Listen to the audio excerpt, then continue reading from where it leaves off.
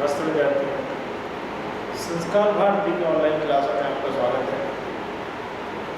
हमारा टॉपिक चल रहा था अमूर्त बीजगणित में आबेली ग्रुप, क्रमनिर्णय ग्रुप और कुछ रिलेशन वाले एक रिलेशन वाला सवाल हमने उदाहरण का पढ़ा। उसी क्रम में आप आज आगे बढ़ेंगे और प्रश्नावली की एक सवाल को हम सॉल्व करेंगे। जो वाक्य में सवाल नहीं होता है, थ्योरम होती है, सवाल के रूप में दिया हुआ होता है, प्रूफ सारा करना रहता है उसके अंदर। तो हम सवाल ले रहे हैं आज 21वें नंबर का सवाल हमारी प्रश्नावली में दिया हुआ है, जो मैं पिछली क्लासों में करा के गया था, उसी से रिलेटिव है। तो देखते हैं। सिद्ध करना है, सिद्ध करो पूर्णांकों का समुच्चय।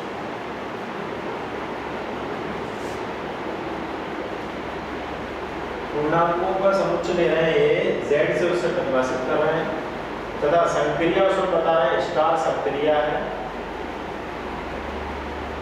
स्टार संक्रिया के लिए आबेली, स्टार संक्रिया के लिए क्या ले रहे हैं? आबेली ग्रुप है। और जो रिलेशन वो दे रखा है वो रिलेशन ये दे रखा है a plus b plus b. जैसे पिछली क्लास में हमने पढ़ा था और एक रिलेशन की बात की थी, ए बी किसके अवयव है? पूर्णांक यानी प्लस माइनस वाली सारी संख्याएं पूर्णांक में शामिल होती हैं। प्लस माइनस 1, प्लस माइनस 2, ये सभी पूर्णांक के अंतर्गत आती हैं। तो ए और बी पूर्णांक है, रिलेशन आपको दे रखा है। सवाल में आपको ये नहीं कहा कि तत्समक अवयव और प्रतिलोम निकालिए, केवल ये कहा कि उसमें मौजूद होना चाहिए तत्समक और प्रतिलोम। और सिद्ध करना है कि ये एक आबेली ग्रुप। तो आबेली ग्रुप का नाम आते ही आप समझ जाएंगे कि एक तो ग्रुप होना चाहिए और ग्रुप के लिए उसमें द्विचर संक्रिया परिभाषित होनी चाहिए, सहचर्य नियम पालन होना चाहिए, तत्समक और प्रतिलोम मौजूद होना चाहिए। लेकिन आबेली अगर ग्रुप है तो उसके अंदर क्रम विनिमय नियम का भी पालन साथ में होना चाहिए। अगर क्रम विनिमय नियम का पालन हो रहा है तब हम कह पाते हैं कि यह है एक ग्रुप आबेली। अब इस क्वेश्चन को तो मैं हटा रहा हूँ, इसका जो रिलेशन हमने दिया था वो मैं लिख देता हूँ, उसके आधार पर हम फिर सवाल को प्रूव करेंगे। ठीक है, तो हमारे पास जो क्वेश्चन दिया हुआ है, जो रिलेशन हमने दिया हुआ है, वो रिलेशन है कि a star b equal to a plus b plus.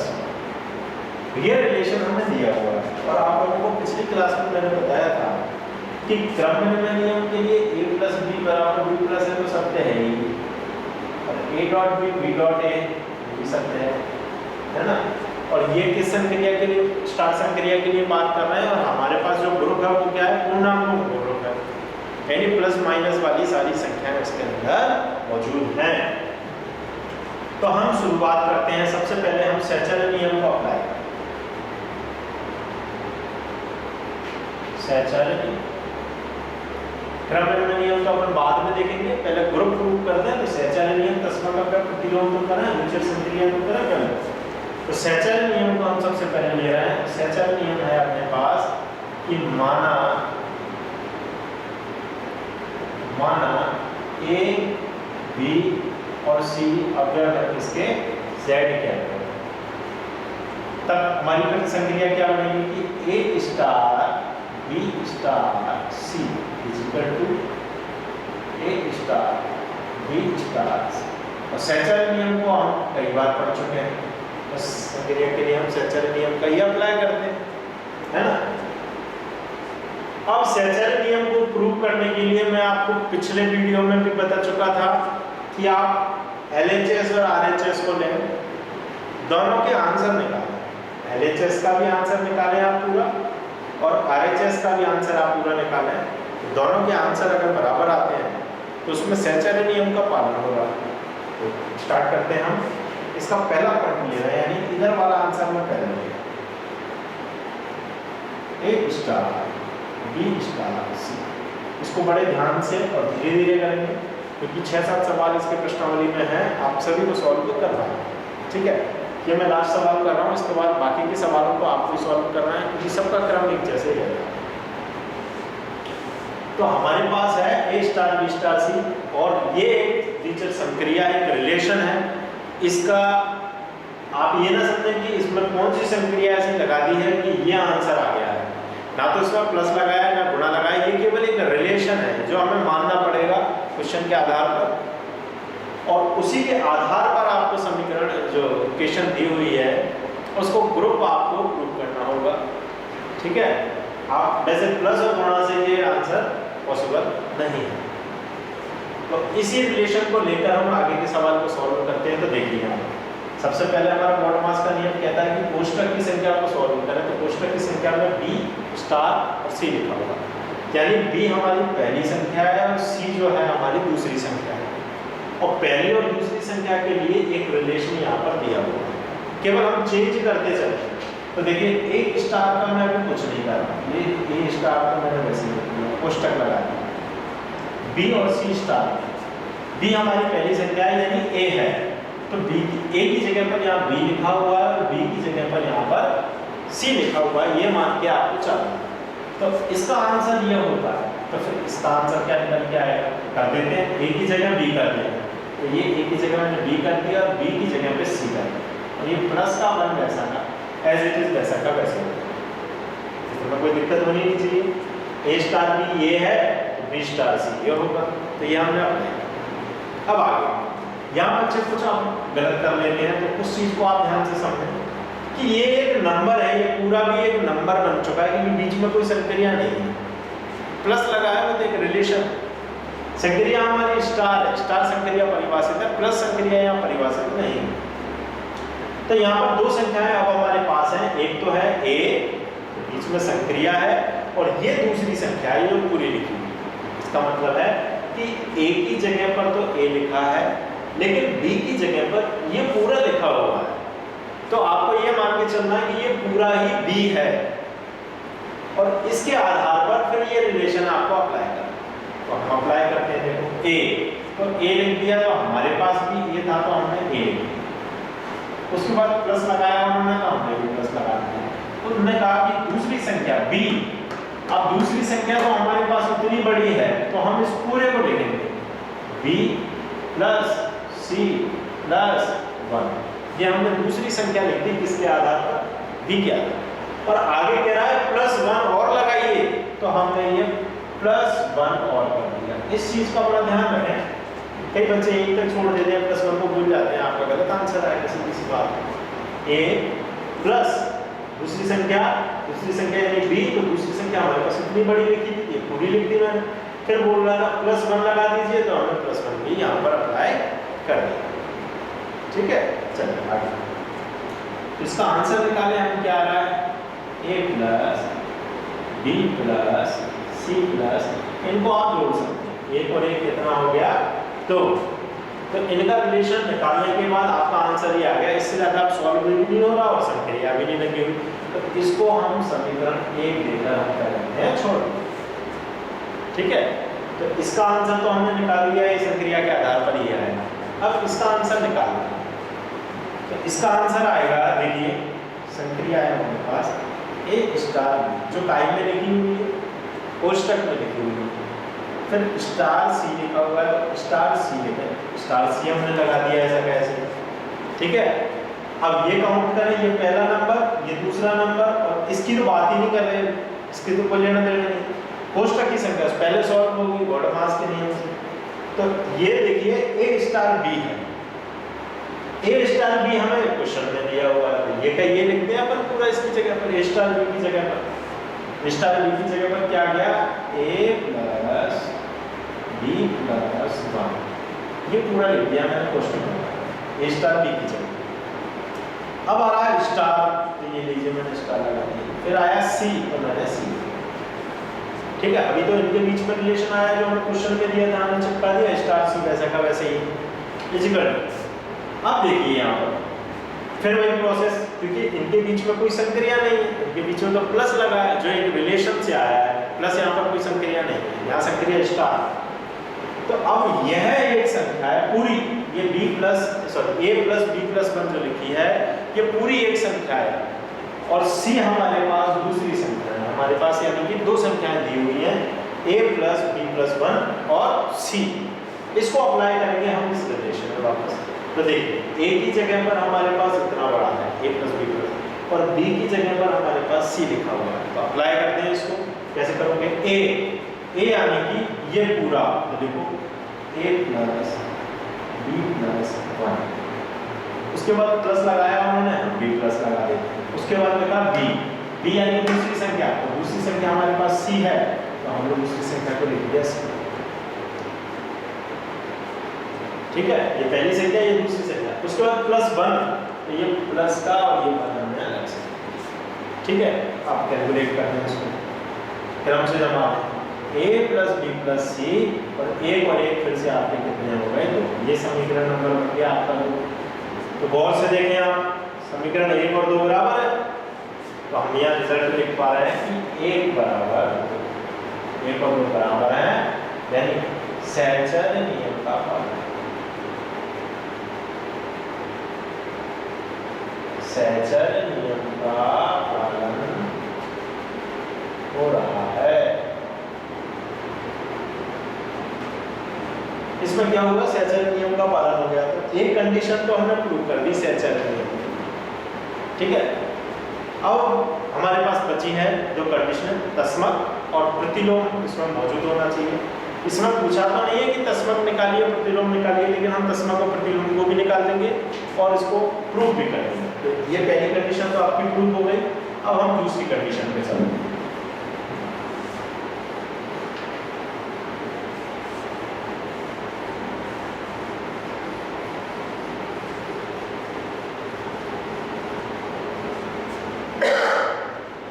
दूसरी कंडीशन ले रहे हैं तस्मक।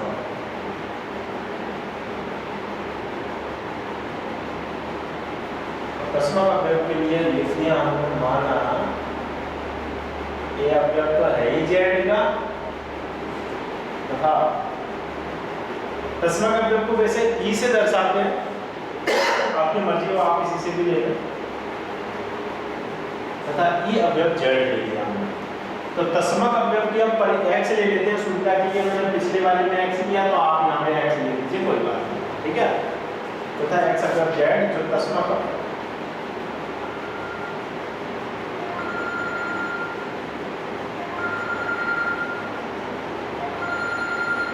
जो कि क्या है? तस्मक अवयव। तो अब हम स्टार्ट कर रहे हैं तस्मक अवयव की परिभाषा लगाना। तो तस्मक अवयव की परिभाषा क्या बोलती है कि एक ऐसा अवयव, तस्मक अवयव की परिभाषा है एक ऐसा अवयव जो किसी दूसरे अवयव यानी कि मूल अवयव में संक्रिया करे तो मूल अवयव भी वापस आ जाए, ऐसा मान। तो मूल अवयव में भी हमने क्या मान रखा है? a मान रखा है, और तस्मक अवयव हमने क्या मान रखा है? x मान रखा है। तो देखिए, अगर मूल अवयव में हम संक्रिया करवाएं एक ऐसे अवयव की, इसको हम तस्मक अवयव मान रहे हैं, तस्मक अवयव की संक्रिया कराएं तो मूल अवयव ही वापस आ जाए। तो ये लीजिए, मूल अवयव ही वापस आ जाए, ये हमारी परिभाषा है। अब देखिए, ये रिलेशन बन गया हमारे पास, और ये रिलेशन को हम इसमें अप्लाई कर देते हैं, दो संख्याओं कर देते हैं। तो अपना क्या बनेगा? a प्लस b की जगह पर x है, प्लस 1 इक्वल टू a, ये a। ठीक है, इसको अप्लाई कर दिया हमने। अब a से a कैंसिल हो रहा है, और x प्लस 1 इक्वल टू क्या आ गया? हमारे पास 0 आ गया, और x इक्वल टू क्या आ गया? -1। तो इस संक्रिया के लिए जो हमारे पास तस्मक अवयव मौजूद है, जो तस्मक अवयव का आंसर आया है, वो कितना आंसर आया है? -1 आंसर आया। तो तस्मक अवयव मौजूद है क्या? तो हम देख रहे हैं कि पूर्णांकों का समुच्चय, और पूर्णांकों के समुच्चय में माइनस प्लस वाली सारी संख्याएं आती हैं, माइनस वाली संख्या यानी इसके अंदर मौजूद रहेगी तो तस्मक अवयव मौजूद है। तो हम लिख देंगे दी गए ग्रुप में, दिए गए ग्रुप में तस्मक अवयव विद्यमान है।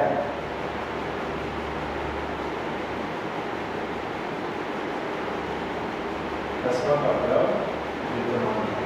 और कोई हमसे पूछ ले कि वो तस्मक अवयव क्या है, तो हम बता पाएंगे कि x = जो -1 हमारा आंसर आया है वह तस्मक अवयव है। तस्मक अवयव हमारा इसमें मौजूद है। बात करते हैं अब आगे तीसरे पॉइंट की, यानी कि प्रतिलोम। इस तरह को बता देता हूं मैं। अब प्रतिलोम की बात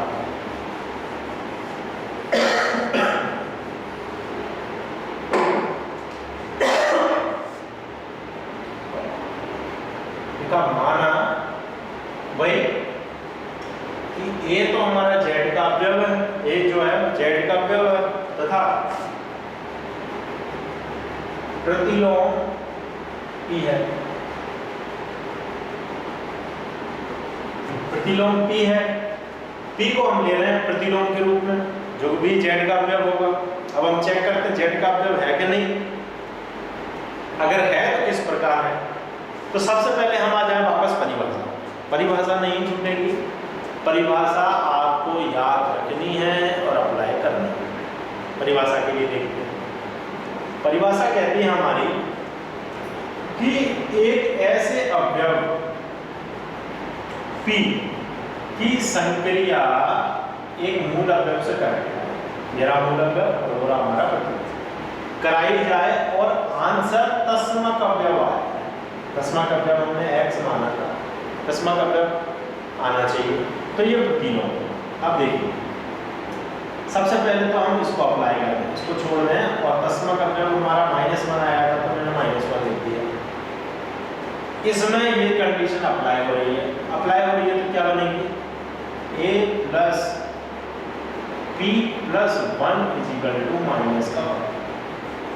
तो ये बन गया आपके पास p = -1 -1 -a, यानी p = -2 -1।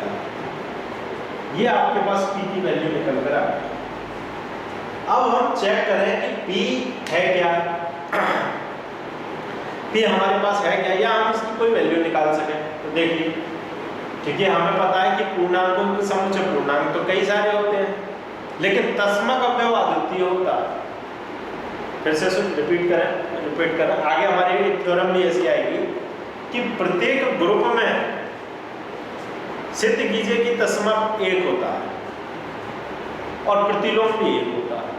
तो तस्मक हमारा 1 निकल गया, लेकिन प्रतिलोम, अब हमें ये नहीं पता ना अवयव क्या है। अवयव अगर हमें पता चल जाए तो उसका प्रतिलोम 1 ही होगा, लेकिन अभी तो अवयव ही नहीं पता। क्यों नहीं पता, क्योंकि -a आ रहा है। यानी a की जगह पे आप 1 कर देंगे, 2 कर देंगे, 3 कर देंगे तो प्रतिलोम का मान बदलता जाएगा। उसी के आधार पर कि आप अवयव क्या ले रहे हैं। प्रतिलोम तो अवयव का ही आएगा ना। जैसे नेचुरल नंबर है, 1 से लेकर गिनती शुरू हो गई 100 तक। मैं आपसे पूछूं कि इसमें तस्मक गुणा संक्रिया ले रहा हूं, गुणा संक्रिया। मैं आपसे पूछूं, बताइए प्रत्येक अवयव का तस्मक अवयव क्या है। प्रत्येक अवयव का तस्मक अवयव है, तो आप बोलेंगे 1 है, क्योंकि गुणा संक्रिया यदि किसी भी संख्या का 1 में गुणा करने पर ही वही संख्या रिपीट होगी तो तस्मक अवयव अद्वितीय होता है। अगर मैं पर्सनल किसी अवयव की बात करूं, जैसे 4, कि भाई 4 का प्रतिलोम क्या है, तो आप गुणा संक्रिया के लिए आप बोलेंगे 1/4, लेकिन 3 के लिए तो 1/3 आएगा ना, 1/4 थोड़ी आएगा। तो यहाँ जैसे ही आप पूर्णांक का मान बदल रहे हैं, प्रतिलोम का मान भी बदलेगा। ये आपने अपनी मर्जी से लिया है। आप मान लीजिए यहाँ -1 ले रहे हैं, -2 ले रहे हैं, -3 ले रहे हैं, तो उसके हिसाब से उसका प्रतिलोम बदलता जाएगा। ठीक है, तो ये प्रतिलोम तो आया। अब जैसे मैं a रख दूँ, a की जगह मान लीजिए मैं 1 रख दूँ, तो ये कितना आएगा, -3 आएगा। -3 क्या पूर्णांक है, क्या पूर्णांक है। यही तो बात चल रही थी कि ये पूर्णांक में से आंसर निकलना चाहिए, पूर्णांक में से आंसर निकल रहा है, यानी इसके अंदर प्रतिलोम मौजूद है। तो ये वाला पॉइंट पूरा हो गया हमारा प्रतिलोम वाला, जिसके अंदर पूर्णांक, बस a की वैल्यू हम जो लिखेंगे यहाँ पर वो यहाँ पे 2 लिख दिया तो -4 के पूर्णांक में आता है। 3 लिख दिया तो 5 आएगा, तो 5 क्या -5 पूर्णांक में है। तो यहाँ तक जो हमारा जो p का मान है वो पूर्णांक के अंदर मौजूद है, यानी कि इस ग्रुप में प्रतिलोम मौजूद है। तो हमारी 3 कंडीशन प्रूव हो गई है, सैचरे नियम, तस्मक अवयव और प्रतिलोम हमारा सॉल्व हो चुका है। अब हमारा जो प्रश्न था वो हमारा प्रश्न था कि क्या यह आबेली ग्रुप है। अब आबेली ग्रुप की बात करें, अगर हम आबेली ग्रुप की बात करें तो सीधी सी बात है, हमें क्रम विनिमय नियम का पालन करना है। इसका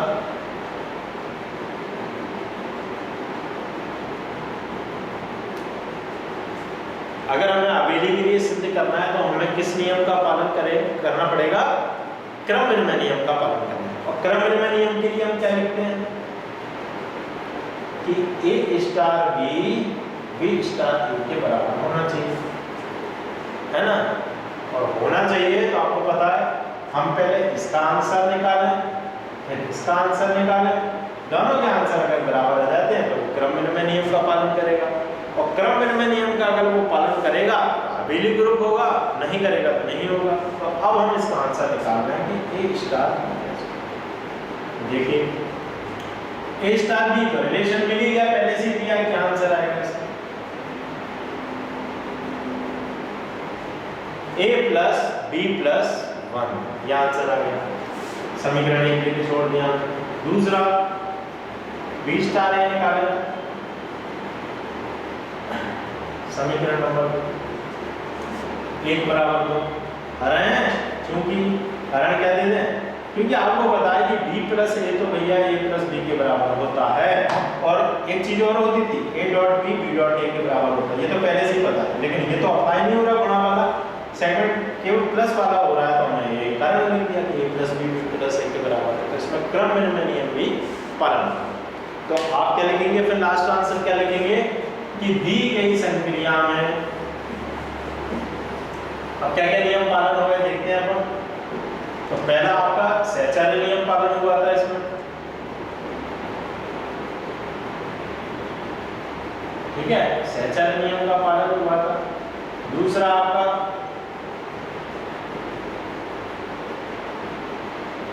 तस्मक अवयव विद्यमान था इसके अंदर। तीसरा प्रतिलोम आप निकालना सीख गए, प्रतिलोम अवयव भी इसमें मौजूद था।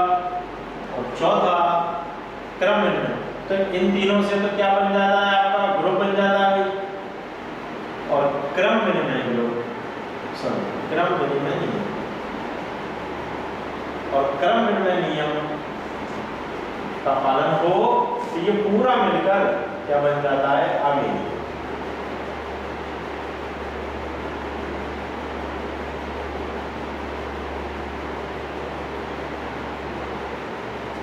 कौन सा ग्रुप बन जाएगा, अबेलियन ग्रुप बन जाएगा, आबेली ग्रुप बन जाएगा, क्रम विनिमय ग्रुप बन जाएगा, ठीक है। तो ये बड़े आराम से सॉल्व हो गया। हमने इसमें क्या क्या कंडीशन पढ़ी, हमने इसमें कंडीशन पढ़ी कि क्रम विनिमय नियम, सहचार्य नियम, तस्मक अवयव, प्रतिलोम अगर इसके अंदर मौजूद हो तो एक क्रम विनिमय नियम का पालन करना, ठीक है। चलिए अब इस क्रम में हम आगे बढ़ते हैं और आगे स्टार्ट करते हैं हम कि ग्रुप की कोई दूसरी परिभाषा है क्या, या फिर क्या बोलते हैं उनके और भी कोई नियम है क्या। तो उस चीज को हम आज थोड़ा सा स्टार्ट कर रहे हैं। तो देखिए सबसे पहले कि अभी तक हमने ग्रुप की एक परिभाषा पढ़ी है। ग्रुप की परिभाषा क्या क्या ले रहे हैं अपन तो समझा रहा हूँ, उस चीज को थोड़ा ध्यान से समझें ताकि आप आगे के जो थ्योरम है उनको अच्छे से पकड़ पाएं और अच्छे से उनको सॉल्व करें। तो ग्रुप के बारे में हम जब बात कर रहे थे तो ग्रुप में हमारी कंडीशनें क्या क्या आएगी, पहला हम सहचार्य नियम का पालन कर रहे हैं। दूसरा हम कह रहे हैं कि इसके अंदर तस्मक अवयव मौजूद हो। और तीसरा कह रहे हैं हम इसमें प्रतिलोम मौजूद हो, क्रम द्वितीय संक्रिया परिभाषित हो। इन तीनों से हम इसको क्या बोल रहे हैं, ग्रुप कहते हैं। तो एक तो चीज परिभाषा ये हो गई ग्रुप की। क्या इसके अलावा और भी कोई परिभाषाएं हैं क्या ग्रुप की? बिल्कुल है। तो आगे के सेगमेंट में हम यही पढ़ेंगे कि ग्रुप की दूसरी परिभाषाएं क्या हैं। अगर ये चीज अप्लाई ना हो तो ऐसी कौन सी चीज अप्लाई हो जाए कि जो दिया गया ग्रुप है, दिए गए जो समुच्चय है वो ग्रुप कहलाए। तो उसमें सहचार्य नियम, तस्मक अवयव और प्रतिलोम का होना तो आवश्यक नहीं है, कुछ और भी कंडीशन है उसमें जुड़ जाएंगी। अगर उन कंडीशनों का भी पालन हो जाए तो उसको फिर हम क्या कह देंगे, ग्रुप कह देंगे। लेकिन वो आगे की साइड में आएंगी, जब थ्योरम में चालू हो जाएंगी उसके बाद वो थ्योरम में आएंगी, सॉरी परिभाषा है। अभी फिलहाल की स्थिति में जो आपके पास थ्योरम आएंगी वो इस टाइप की थ्योरम में आएंगी कि अभी तक हमने देखिए ग्रुप में क्या पढ़ा, दो चीज ध्यान से देखिए। ग्रुप में हमने पढ़ी कि तस्मक अवयव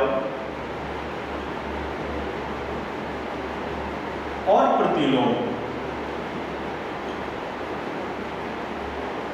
ये निकालना हम बड़े अच्छे से सीख चुके। अच्छा ध्यान दें, कोई ग्रुप ले लिया मैंने, नेचुरल नंबर ले लिया, प्राकृतिक संख्या ले ली। आपको पता है प्रकृति की संख्या में 1 से चालू होगा और अनंत तक रहेगा। इसमें दशमक अवयव और प्रतिलोम की बात करते हैं, सब टाइप के नंबर इसके अंदर हैं, बटे वाली क्रम संख्याएं वगैरह सब। तो दशमक अवयव की बात करें तो जैसे मैं आपसे पूछूं और संक्रिया मैंने आपको दे दी गुणा कि 5 का दशमक अवयव, 5 अवयव के लिए दशमक अवयव क्या है, या पूरे ग्रुप के लिए 5 के लिए क्या, पूरे समुच्चय के लिए दशमक अवयव।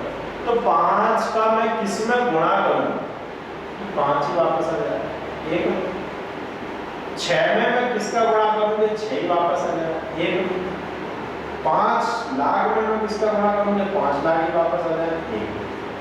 तो आप देख पा रहे हैं कि गुणा के लिए दशमक अवयव 1 आ रहा है, लेकिन 1 ही आ रहा है। इसका क्या मतलब, 1 आ रहा है तो ठीक 1 ही आ रहा है, मतलब और कोई नंबर नहीं है ऐसा। जैसे 6 में और कोई नंबर ऐसा नहीं है कि मैं उसका गुणा कर दूं 6 ही वापस आ जाए। कोई है क्या, नहीं। किसी भी संख्या का गुणा नहीं कर सकते आप कि 6 ही वापस आ जाए। कहने का मतलब यह है, मैं एक लाइन बोलने वाला हूँ, उस लाइन को ध्यान से सुनो, कि किसी भी समुच्चय में या किसी ग्रुप में समुच्चय नहीं कहेंगे, ग्रुप में तत्समक अवयव अद्वितीय होता है। इस लाइन को बड़ा ध्यान से सुन लें। किसी भी ग्रुप में तत्समक अवयव जो होता है वो अद्वितीय होता है, यानी एक ही होता है, एक से ज्यादा नहीं हो सकते, 2 3 4 कुछ भी नहीं, एक ही होता है सबसे पहले। और दूसरी बात यह है, प्रतिलोम के लिए भी ये चीज अप्लाई होती है कि प्रत्येक उसमें प्रतिलोम भी जो होता है, प्रत्येक अवयव के लिए जो प्रतिलोम होता है वो भी अद्वितीय होता है। जैसे मान लीजिए नंबर ले लिया 6, तो 6 में मैं किसका गुणा करूंगा, 1 आ जाए, गुणा संख्या की बात कर रहे हैं तो 1/6 का गुणा, ये इसका प्रतिलोम। इसके अलावा 6 की प्रतिलोम ऐसी कोई भी संख्या नहीं है कि गुणा करने पर आप 1 ले आए। 1/6 के अलावा ऐसे कोई भी नंबर नहीं है कि 6 में गुणा करने पर आप उसका आंसर 1 ले आए। तो कहने का मतलब ये हुआ कि, फिर से सुने ध्यान से नहीं, कि ग्रुप में प्रतिलोम जो होता है वह भी अद्वितीय होता है। तो 2 चीजें मैं आप लोगों को स्टेटमेंट दे चुका हूँ, इसके आधार पर हमें प्रमेय भी सॉल्व करनी होगी। और वो स्टेटमेंट क्या है कि प्रत्येक ग्रुप में दशमक अवयव और प्रतिलोम अद्वितीय होते हैं। ठीक है, ये हमारी आगे चल के थ्योरम बन जाएगी और आपकी बुक में ये थ्योरम दी हुई है और आपको ये याद भी होना चाहिए। यहाँ पर देखिए ग्रुप के साधारण गुणधर्म लिखे हुए हैं, मैं यहाँ बोर्ड पर लिख देता हूँ। जिन बच्चों के पास बुक नहीं है उनके लिए मैं यहाँ पर गुणधर्म लिख देता हूँ और वो गुणधर्मों को आपको सिद्ध भी करना होगा। देखिए, यदि G स्टार संक्रिया के लिए एक ग्रुप है, तो अगर पहले से ग्रुप दिया है स्टार संक्रिया के लिए तो उसमें आपको क्या क्या करना है, G का तत्समक अवयव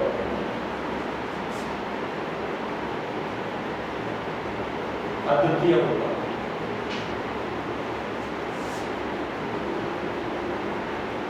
देखिए, ये लिखने का तरीका होगा कि ग्रुप को आपने G से दर्शाया और उसकी संक्रिया को स्टार से दर्शाया, तो ये दोनों चीजें हमेशा साथ में लिखी जाती है, G स्टार।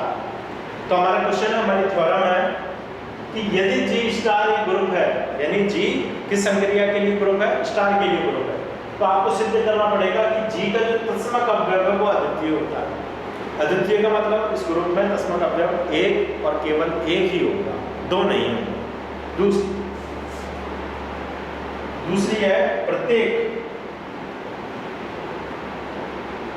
A अवयव G के लिए प्रतिलोम अद्वितीय होगा।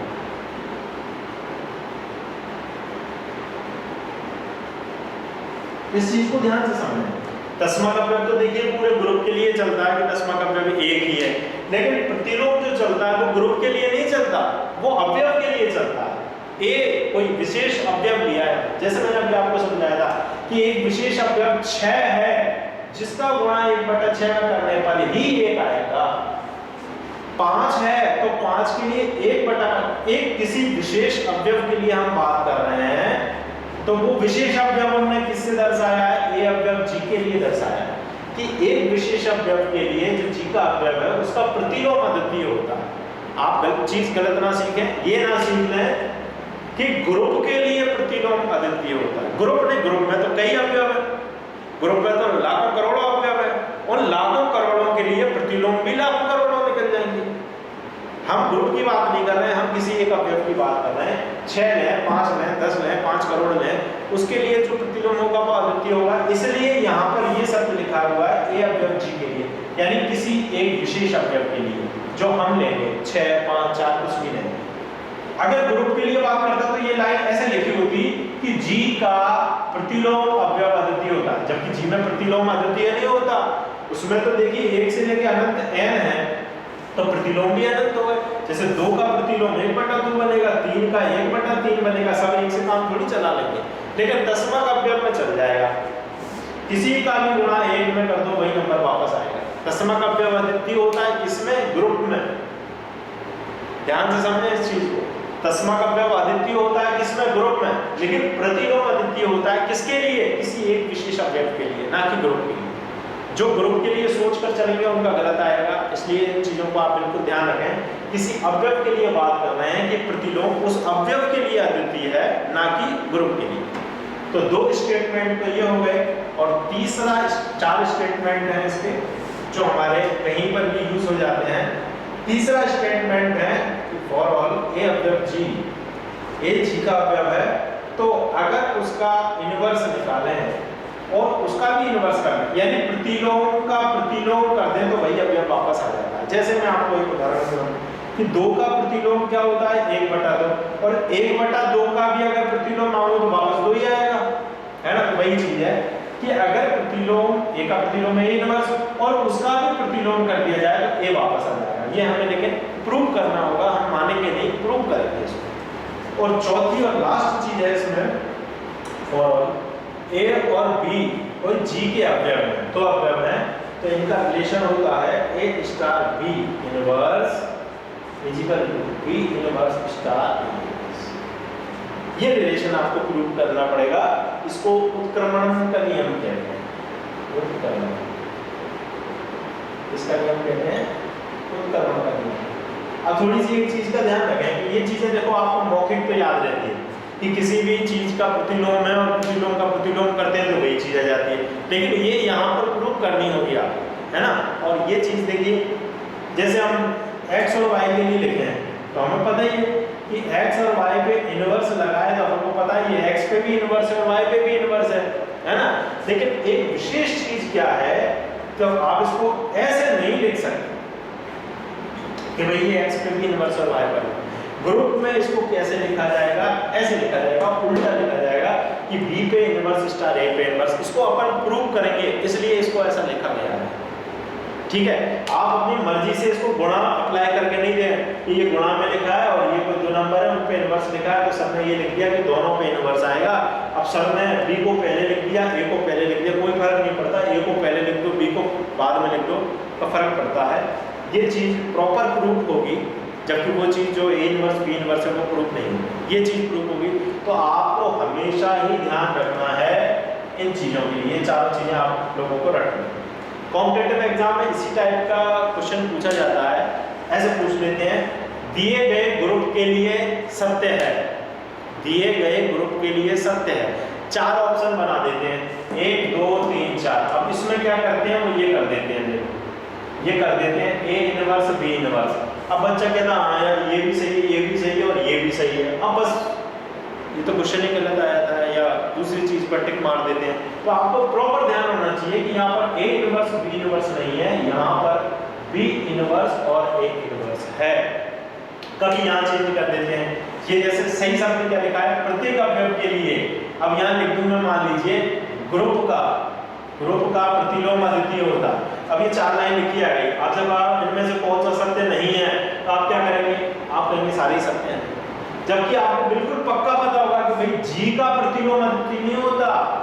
ए अवयव जी के लिए यानी किसी विशेष अवयव के लिए प्रतिलोम अद्वितीय होता है, हर पूरे ग्रुप के लिए थोड़ी प्रतिलोम अद्वितीय होता, तब आप उस पर टिक मार पाएंगे। तो ये कॉम्पिटिटिव एग्जामों में ऐसी छोटी छोटी चीजें पूछी जाती है जिसका आपको विशेष ध्यान रखना होगा।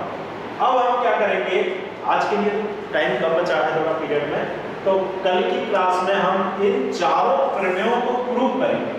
ये जो चार प्रमेय दी हुई हैं इनको प्रूव करेंगे। ये चारों प्रमेय बनेंगे एक तरह से, ये चारों एक स्टेटमेंट है, चारों एक रिजल्ट है जो ग्रुप के गुणधर्म कहलाते हैं, साधारण गुणधर्म। यहाँ अलग से लिख देता हूँ, यानी ये चीजें मैं याद रखने योग्य हैं और ये तो पक्का हम प्रूव कर देंगे। लेकिन बात क्या होगी, इनको भी प्रूव कर लेंगे, बाद में जो यूज होगा वो ये ज्यादा यूज होगा। ये तो देखो एक स्टेटमेंट हो गया कि तस्मक एक होता है, प्रतिलोम एक होता है, ठीक है हम निकाल देंगे। लेकिन जब हमारे पास सवाल करने का प्रोसेस आएगा या कोई थ्योरम आएगी, तब वहां पर हमें ये चीज मिलेगी, ये चीज मिल जाएगी। तो आपको ये याद रखना है कि इसका मान क्या होता है, ये मान होता है, तो आपको वहां पर इसकी जगह पर ये लिखना पड़ेगा या फिर इसकी जगह पर ये लिखना पड़ेगा। मैं ये बताना चाह रहा हूँ, ए इनवर्स आ जाएगा तो मैं ए लिख दूंगा, वहां पर आपको बताऊंगा नहीं कि ये होता है। आप डायरेक्ट आप याद रखें, इनवर्स का इनवर्स करेंगे तो ए लिखेंगे, यदि ए संक्रिया बी का इनवर्स करेंगे तो बी इनवर्स संक्रिया ए इनवर्स लिखेंगे, या बी इनवर्स संक्रिया ए इनवर्स है तो ए स्टार बी का होल इनवर्स लिखेंगे।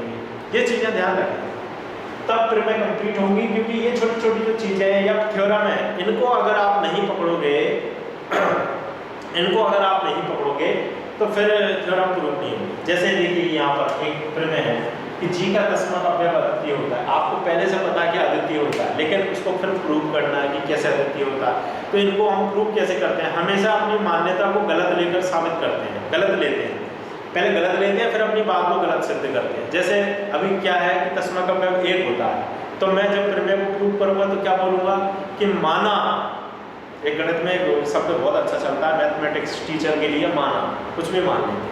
तो हम इसमें क्या मानेंगे, हम सबसे पहले ये मान लेंगे कि ग्रुप में तस्मक अवयव अद्वितीय नहीं है, एक नहीं है, दो है।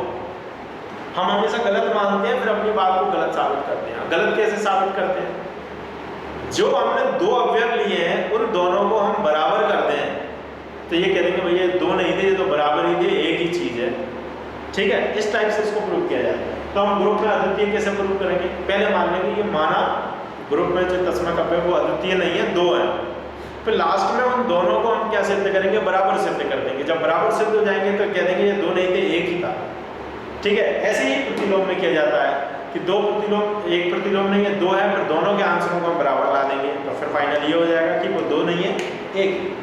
लेकिन इस सेगमेंट को हम कल के वीडियो में पूरा करेंगे क्योंकि इसमें टाइम लगेगा। आज के लिए इतना काफ़ी है, तब तक के लिए धन्यवाद।